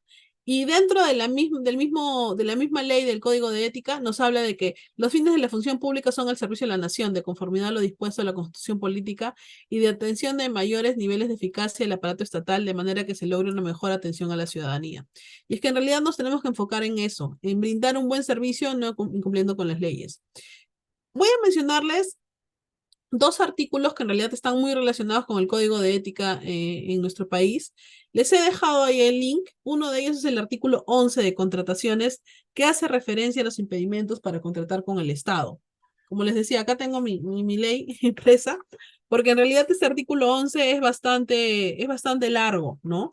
Pero nos habla de algunos de los impedimentos y nos dice, pues, que de alguna manera tenemos que empezar a cumplir porque tenemos impedimentos para poder contratar con el Estado. ¿Y quiénes tienen impedimentos para contratar con el Estado? Ahí tenemos, por ejemplo, dice, el presidente, los vicepresidentes de la República, los congresistas, los jueces de justicia, los miembros del órgano colegiado de organismos institucionales en todo proceso de contratación que ejerzan el cargo no podrán ser contratados mientras ejerzan este y hasta 12 meses después de haber dejado el mismo. Estas personas no pueden ser contratadas por el Estado. ¿A qué me refiero contratadas? No solamente esto va para los que son, en este caso, servicios mayores a 8 UITs, ¿ya? Sino también menores. Ningún tipo de servicio se le puede brindar a estas personas durante el tiempo que están siendo contratadas y pasado un año del cargo que han ejercido. O sea, todos los funcionarios públicos no pueden ser contratados por otra entidad, lógicamente, ¿no? Durante el tiempo de su mandato o de su ejercicio de su función, ni un año después. Los ministros, viceministros, tampoco, mientras ejerzan el cargo, luego del cargo, el impedimento establecido subsiste hasta los 12 meses. Ellos tampoco. Los gobernadores, vicegobernadores, consejeros regionales, tampoco pueden, en este caso, tienen un impedimento que aplica para todo proceso de contratación de la misma manera durante el tiempo que dura el cargo y 12 meses después. ¿Ok? Los jueces de las Cortes Superiores, justicia, alcaldes, regidores, tratándose de jueces, tampoco podrán ser considerados, en este caso, contratados 12 meses después en el ámbito de su competencia regional. Y eso es importante porque a veces decimos, ya, es de la región de Arequipa, en toda la región de Arequipa, ¿no? De la competencia regional, en ese caso, ¿ok? Los titulares de instituciones o de organismos públicos del Poder Judicial, funcionarios públicos, empleados de confianza, gerentes de empresas del Estado, tampoco, de la misma manera.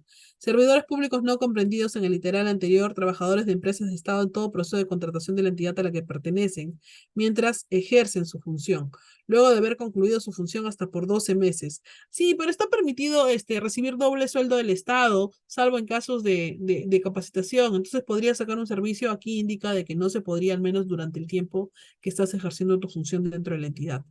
En el proceso de contratación, las personas correspondientes a las personas naturales o jurídicas que tengan intervención directa en cualquiera de las siguientes actuaciones: determinación de características, valor referencial o estimado, elaboración de documentos de selección, calificación, conformidad, tampoco podrían. El cónyuge o conviviente, parientes hasta el segundo grado de consanguinidad de las personas señaladas en los artículos anteriores, ¿ok? Que lógicamente, ¿quién incluye aquí? hermanos, ¿no? Que esto es un tema que está muy ahorita como que en el ojo de la tormenta porque no se está permitiendo contratar, ¿no? En este caso a cónyuges, ¿no? A hijos de personas que hayan ocupado cargos dentro del ámbito de la jurisdicción como la ley señala, ¿ya? Y básicamente eso es lo que señala el artículo 11, porque en realidad es bastante largo, ¿ya? Pero es lo que nos señala. Entonces, lógicamente, si las personas no cumplen con eso, estarían yendo en contra de la ley y del código de ética. El segundo punto que tenemos es el artículo 44 de la ley de contrataciones. Y ese artículo habla de una declaratoria de nulidad. Y dice que se va a declarar nulo, en este caso, los procesos. ¿En qué motivos? Cuando el Tribunal de Contrataciones del Estado, en los casos que desconozca, declare nulos los procesos expedidos cuando hayan sido dictados por un órgano incompetente. El titular de la entidad declara de oficio la nulidad de actos de procedimiento de selección por las mismas causales señaladas en el párrafo anterior. Por haberse perfeccionado la contravención en el artículo 11, los contratos que se declaren nulos, cuando se verifique la transgresión del principio de presunción de veracidad, cuando se haya suscrito el contrato, no obstante encontrarse en trámite de recurso de apelación, cuando no se haya cumplido con condiciones y requisitos establecidos en la normativa a fin de configuración de alguno de los supuestos que habilitan la contratación directa, cuando por sentencia consentida, ejecutoriada o reconocimiento del contratista ante la autoridad competente nacional o extranjera se evidencia que durante el procedimiento o perfeccionamiento del contrato, sus socios o cualquiera de los respectivos directores, funcionarios o agentes intentó pagar, ofrecer o haber recibido algo a cambio de un beneficio. De la misma manera les he puesto ahí el link, pero como ustedes se dan cuenta, en estos casos, estos, aparte de incumplir con la norma, estarían yendo en contra del código de ética, porque ya está señalado claramente cuáles son las personas que no podrían contratar con el Estado. ¿Ok? Hace rato ustedes me hablaron sobre el tema de corrupción y espero que de verdad el gobierno haga algo aparte de solamente crear leyes por el tema de la corrupción, porque es un tema que día a día lo tocamos. ¿Qué es la corrupción? Viene del latín corruptio, es la acción y efecto de destruir, alterar, putrefacción, dañar, sobornar, pervertir. Si nos damos cuenta, hacemos corrupción y estamos haciéndole un daño a nuestro país, a nuestro Estado, a nosotros mismos. ¿Ok? Así que habría que considerarlo. Y ahora vamos a pasar a otra parte que es la cadena logística, que en realidad creo que me he demorado en los puntos anteriores y voy a tratar de desarrollarlo de la mejor manera. No se preocupen porque son más que nada gráficos. Si hablamos de cadena logística, no podemos hablar del Sistema Nacional de Abastecimiento. Yo creo que ustedes lo conocen mejor que yo. Este sistema es un conjunto de principios, políticas, procesos, procedimientos e instrumentos que actúan de forma integrada para asegurar la provisión de los bienes y servicios necesarios para el funcionamiento del sector público, orientados principalmente al logro de resultados y generación de valor público a través de la cadena de abastecimiento en el marco de un eficiente y eficaz empleo de los recursos públicos asignados. Yo creo que el Sistema Nacional de Abastecimiento ha tomado mucha importancia y ¿saben por qué? Porque este sistema trabaja de manera articulada con diferentes entidades de nuestro estado, pero básicamente tenemos algunos actores que son los principales. ¿Quiénes son estos actores?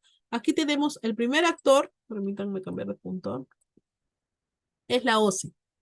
Sabemos, ¿no? El organismo de supervisión de contrataciones del Estado, que tiene funciones. ¿Cuáles son? Velar y promover que las entidades realicen contrataciones eficientes, efectuar acciones de supervisión de oficio, organizar y administrar arbitrajes, emitir directivas y documentos, administración, absolver consultas sobre el sentido del alcance. Y es que hemos visto, ¿no? Que últimamente el OCE se ha vuelto muy dinámico en el sentido de que va absolviendo ciertas dudas o preguntas que se presentan en los diferentes procesos con la finalidad de que evitar que tanto la entidad como el contratista cometa algún tipo de falta o delito. ¿Ok? Esta, este OCE va a trabajar de la mano con la Dirección General de Abastecimiento, que en realidad tiene muchas funciones, ¿ya? Pero adicional a ellas, ¿de qué se trata? Maximiza autoridad técnica normativa, aprueba la normatividad, establece disposiciones, emite opinión vinculante y difunde la normatividad en materia de abastecimiento. Este es uno de los entes principales que va a participar de este Sistema Nacional de Abastecimiento. Él es el que va a emitir las principales normas y lineamientos para poder cumplir, es el ente rector en este caso. Y tenemos al famoso Perú Compras que lamentablemente en los últimos años, digamos que su participación no ha sido la correcta. Existen muchas quejas por parte de entidades públicas respecto a cómo funciona el Perú Compras, ¿no? Él tiene la función de realizar compras corporativas, promover subasta inversa, realizar compras por encargo, homologación de requerimientos. Cuando estaba revisando justamente mucho material sobre este tema, encuentro que Perú Compras actualmente es muy quejado porque definitivamente sus proveedores no son los mejores del mercado, ¿no? Incluso ahí estaríamos haciendo también un mal recurso porque estamos adquiriendo pues productos que no son de la mejor calidad posible. Si hablamos del Sistema Nacional de Abastecimiento, no podemos dejar de lado la cadena de suministro. ¿Qué es la cadena de suministro? Como su nombre le dice, es la cadena, ¿no? Todo ese conjunto de actividades que va a abarcar desde la programación hasta la disposición finales de los bienes y que incluye actividades involucradas a la gestión de adquisiciones de bienes y servicios, de obras, ¿no? Para el cumplimiento correcto de una provisión de servicios que se logra dentro del sector público. Miren, en realidad la cadena de suministro va a cumplir con 3 funciones principales: programación, adquisición y administración. Yo lo resumo así. Programación multianual, que está muy de moda ese término, y como les he dicho, todos lo trabajamos en base a 3 años, que en su gran mayoría, que va a encargarse de programar multianualmente bienes, servicios y obras. ¿Ok? ¿Qué documentos va a incluir dentro de ellos? El famoso cuadro multianual de necesidades, que lógicamente va de la mano con un planeamiento integrado, ¿no? Que nos permite contar con un aseguramiento, hablamos de seguros, distribución y mantenimiento, y de la programación multianual de inversiones. ¿Basándonos en qué? En base a los proyectos que yo tengo programados en los siguientes años, yo también podría hacer, pues, en este caso, mi programación multianual de bienes, servicios y obras que voy a requerir.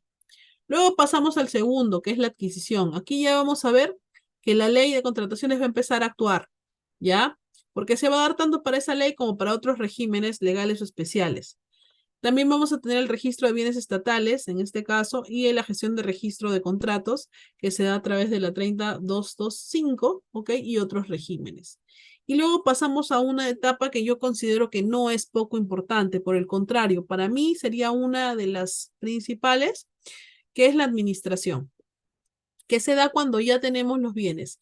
¿Y qué vamos a hacer con esos bienes? ¿Cómo los vamos a almacenar? ¿Cómo los vamos a distribuir? ¿Cómo les vamos a dar mantenimiento? ¿Cuál es la disposición final que vamos a tener de todos ellos? Vamos a ir con el ejemplo. Yo quiero ejecutar un proyecto, ya que consiste en la construcción de un colegio. Vamos con el similar ejemplo de hace un momento. Y bueno, ya lo programé, se encuentra en mi programación anual, está programado para el año 2026. Cuento con presupuesto para poder ejecutarlo. Ya estoy por acabar el expediente técnico, lo voy a aprobar el próximo año a inicios y voy a iniciar con el proceso. Entonces, cumplí con la primera parte. Me voy a la segunda. Voy a lanzar un proceso de selección para poder ejecutar este colegio en el año 2024.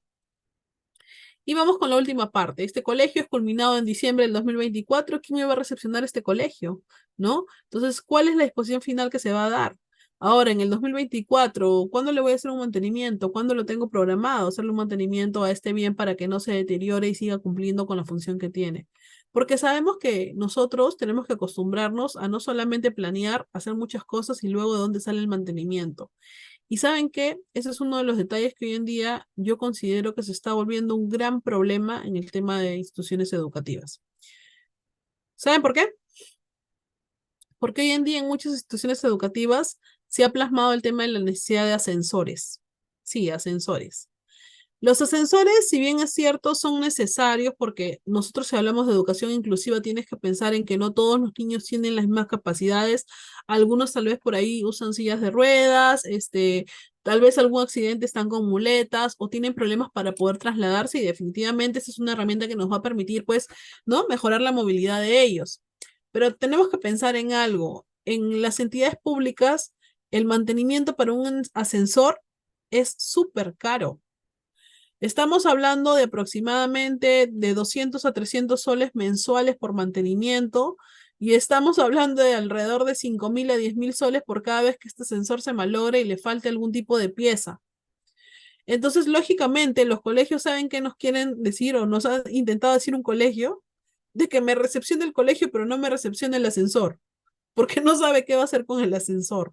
Y es que en realidad trato de entender digo, de entender la posición de la directora de esta institución, Porque es cierto, una institución pública no tiene recursos para poder dar, por ejemplo, mantenimiento a este tipo de aparatos.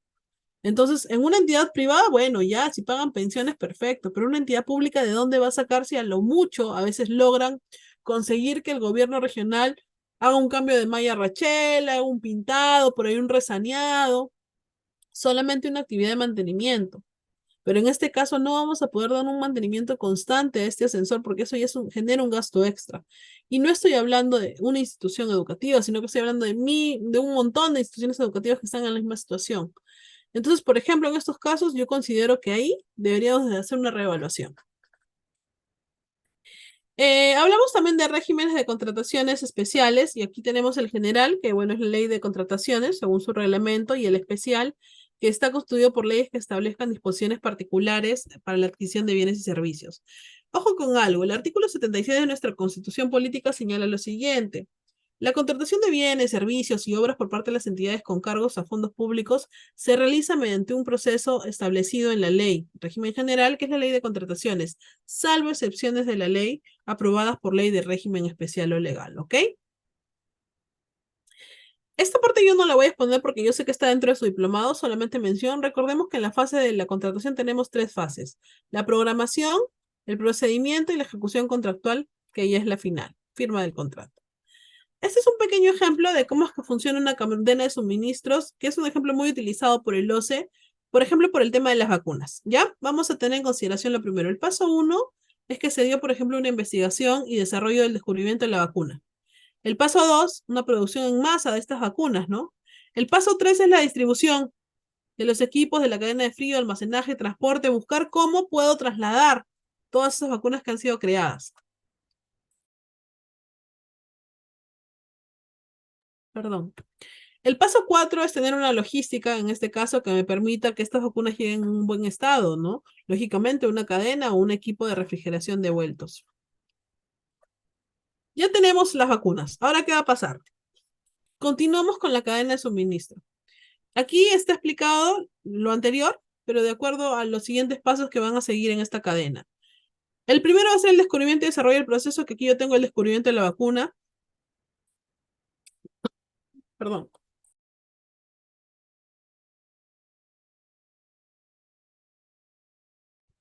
Los ensayos preclínicos de la misma y la aprobación por reguladores. En la parte segunda de la cadena, que ya es la producción que está dando, ¿no? En este caso el proveedor, vamos a seleccionar el proveedor, se da el abastecimiento de los insumos, el control de calidad, la fabricación del medicamento y el empaquetado. Continuamos con la siguiente fase, la distribución. Que tenga un empaque secundario, que tenga un equipamiento de una cadena de frío, un correcto almacenaje, transporte, almacenes, y lo último, la logística reversa. Por ejemplo, la devolución de vacunas defectuosas o equipos. Dentro de toda esta cadena, nosotros podemos participar, claro que sí, porque al final lo que tenemos que lograr es que se nos brinde el producto o el servicio que nosotros requerimos de la mejor manera. Cuando ustedes van a comprar algo, yo les pregunto, ¿no? Digamos, el que se va a comprar un pantalón, ustedes llegan a la tienda y dicen, ese quiero, y se lo llevan. Ya, yo creo que de 10 personas, tal vez 2 puedan hacer eso. Pero las otras 8, ¿qué van a hacer? Se lo van a probar, ¿no es cierto? Y van a ver si efectivamente es o no de buena calidad. Lo mismo va a ocurrir en este caso en estas cadenas de suministro. Yo no tengo cómo probar efectivamente, pero voy a tratar de, al menos hasta donde yo pueda, verificar que este servicio se dé de la mejor manera. Lo mismo ocurre en una obra, ojo, no es que tú le des al contratista una obra y el contratista ejecuta como quiere y tú le tienes que pagar, no. Ese contratista gira valorizaciones. Esas valorizaciones tienen que ser, en este caso, revisadas por alguien de la entidad. Y al final la entidad es la que le va a dar la conformidad de que si procede o no procede el pago de las valorizaciones. O sea, no es que tampoco el contratista tenga la última palabra, ¿no? Nosotros como entidad tenemos que verificar, que velar. Por eso es que el área de supervisión es primordial en toda contratación del Estado.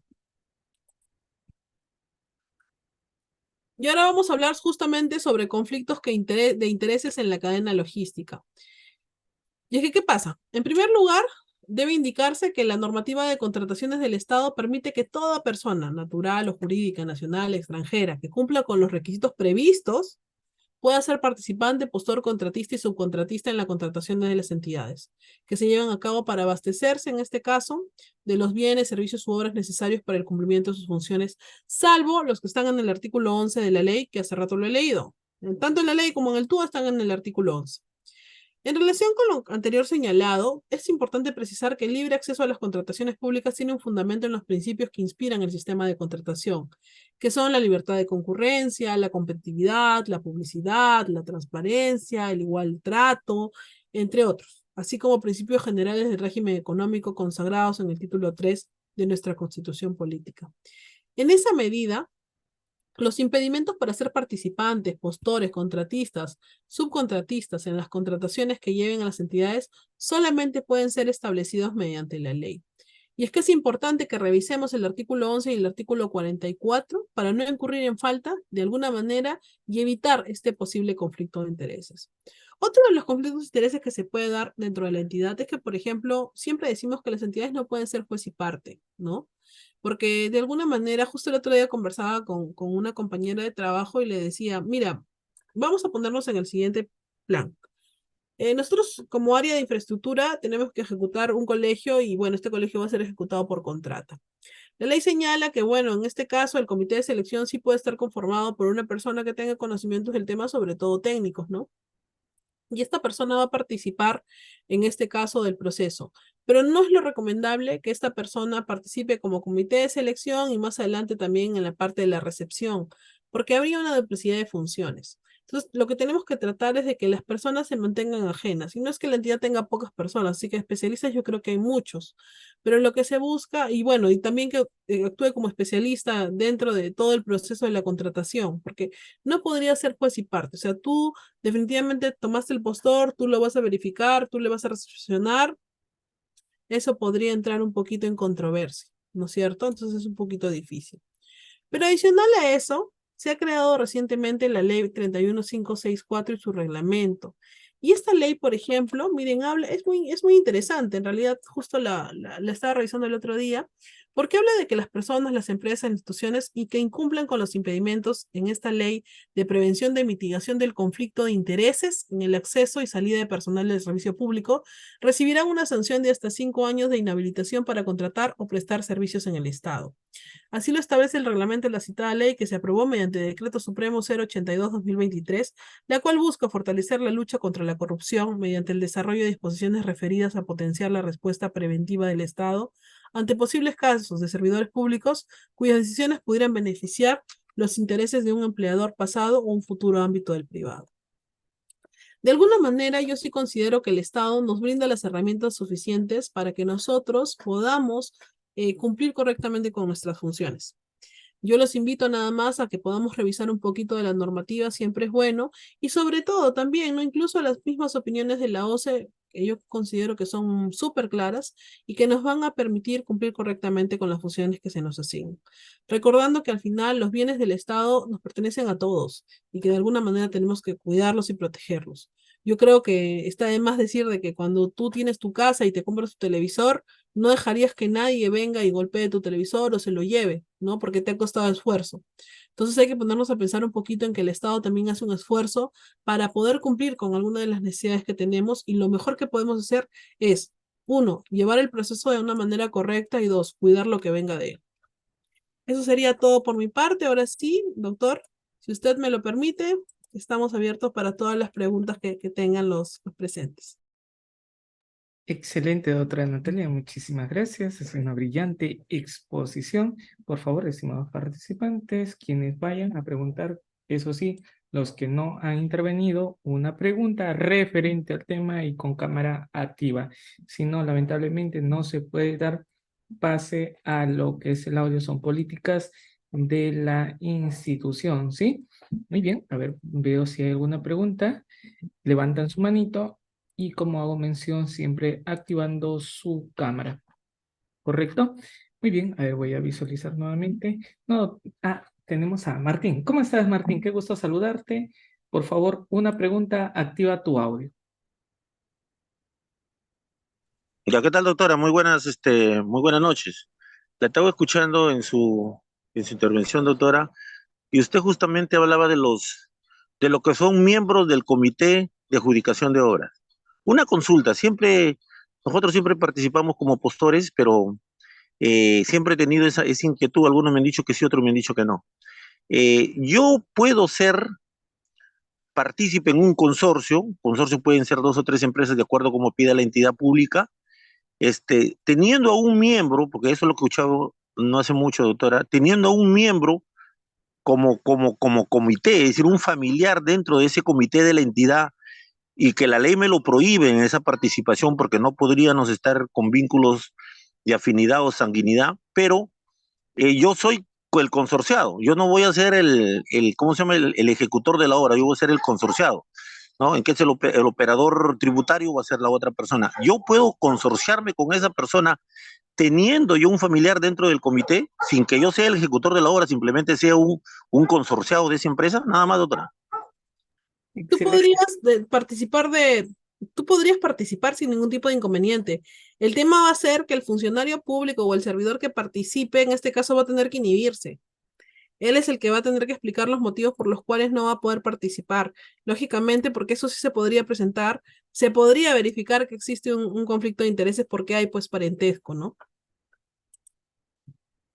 Excelente, doctora. Y sí, como hace mención, David, ten cuidado con lo que es el delito de colusión, ¿sí? Tener cuidado bastante, estimados participantes. Estimado Giorgio, ¿cómo estás? Qué gusto saludarte. Por favor, una pregunta. Adelante. Buenas noches, felicitar a la doctora Natalia. ¿Me escucha? Buenas noches. Sí, le escuchamos. Doctora Natalia, una pregunta. Durante las gestiones de gobierno que se han llevado a cabo durante, digamos, más de 30 años, ¿es necesario tener política de gestión para el Eh, desarrollo del país? En realidad yo considero de que sí son importantes, pero el tema es la implementación. Y es que, ¿qué sucede? ¿Saben qué? Lamentablemente, y lo puedo decir abiertamente, nuestras políticas públicas se han copiado de un sistema, del sistema, en realidad, si ustedes verifican, mexicano. Son copy y pega del sistema mexicano. Entonces, sí es cierto que nuestro país y México tienen similitudes, ¿ya? Pero no somos iguales, las realidades no son iguales porque, bueno, yo no sé si, por ejemplo, ellos cuenten con las mismas realidades de nuestras regiones, economía, movimiento económico, el tema, por ejemplo, del tema de los extranjeros, en su país se están yendo, aquí están viniendo, entonces muchas veces no se ajustan a las realidades. Pero como le comenté a uno de tus amigos, de tus compañeros al inicio, es de que yo lo que considero es que el Estado fuera de seguir creando más políticas públicas, porque saben que en un inicio eran pocas, ¿ya? Pero han ido creciendo, ahora son más de 40, creo. Entonces, más de llenarnos de políticas públicas, empiecen a implementarlas. Es como que yo les pongo a ustedes hoy día una norma y le diga, ¿saben qué? Ya nadie va a poder preguntar más de una vez, ¿no? Y pero en realidad necesitan hacerlo. Entonces, ¿a qué estamos haciendo? No estoy actuando de acuerdo a la necesidad, sino simplemente a mi comodidad. Y eso es lo que yo siento que el Estado está haciendo.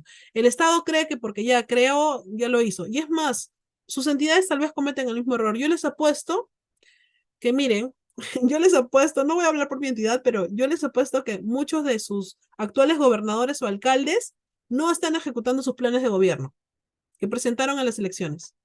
Segundo, yo les apuesto que en esos planes de gobierno ni siquiera están considerados en su PI que han aprobado este año. Tercero, yo les apuesto que ese PI ni siquiera lo van a cumplir de acá a 3 años. Porque si se han dado cuenta, estamos acostumbrados a trabajar todo último momento. La programación multianual que habla el invierte nos permite una modificación. ¿Y saben qué? Incluyen e incluyen e incluyen proyectos y dejan de lado otros. Entonces, ¿de qué estamos hablando? Cuando hablamos, por ejemplo, de algún tipo de participación ciudadana y las personas participan, donde solicitan de que el presupuesto participativo, ¿no? De que yo requiero que me construya mi local comunal, ya, sí, sí, le dicen, y al final su proyecto se lo pasan y se lo pasan y se lo pasan. Entonces, fuera de crear normas, empecemos a aplicarlas. Y las mismas autoridades son las que los tienen que hacer. ¿Y saben qué? Si las autoridades no lo hacen, la población puede presionar, ¿no? Existen medios para poder presionar. Excelente, doctora. Estimado Uber, ¿cómo estás? Buenas noches. Una pregunta, por favor, referente al tema. Doctora Natalia, muy buenas noches. Qué gusto de saludarla. Buena exposición. Doctora, una consulta. más que consulta, un comentario probablemente profesional. Nosotros tenemos claro que el interés público prima sobre el interés privado, lo que corresponde dentro de contrataciones públicas. Mi pregunta es, el OCE muchas veces dice, bueno, voy a poner entre comillas barbaridades, tiene muy buenas opiniones, pero también tiene muy buenas opiniones. Mi pregunta básicamente es, ¿son bastante vinculantes cuando se presenta un caso en particular? Muchas gracias. Miren, en realidad sabemos que los que van a elegir, o que los que van a tomar, como en este caso van a ser vinculantes, van a ser los de la Dirección General de Abastecimiento, ¿no? El OCE, si bien es cierto, emite muchas opiniones que nosotros podemos utilizar como referencia, y he visto que incluso muchas son utilizadas como base legal, por ejemplo, para opiniones en procesos de nulidad en las diferentes entidades porque las áreas de asesoría jurídica así lo utilizan, ¿no? Y utilizan como referencia, ¿no? Y recomiendan que en este caso, porque ¿qué hace un área de asesoría jurídica? Ojo, ahí también nosotros a veces cometemos un error. Dentro de las entidades, nosotros tenemos órganos de línea y órganos de asesoramiento. Todas las entidades tienen solamente 2 órganos de asesoramiento. ¿Quiénes son estos órganos de asesoramiento? Asesoría legal, como su nombre lo dice, y en este caso la que corresponde a planeamiento y presupuesto.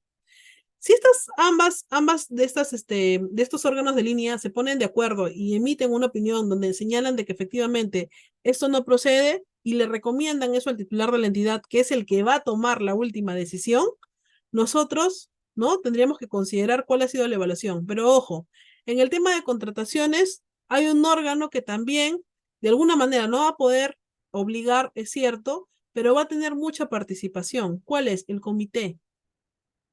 Aunque tampoco estoy diciendo que lo que diga el comité va a ser oleado y sacramentado, porque sabemos que en muchos casos el comité ha recomendado que se declare nulidad y el titular de la entidad poco o nada le ha importado y ha continuado con el proceso y ha dado la buena prueba y ha firmado el contrato.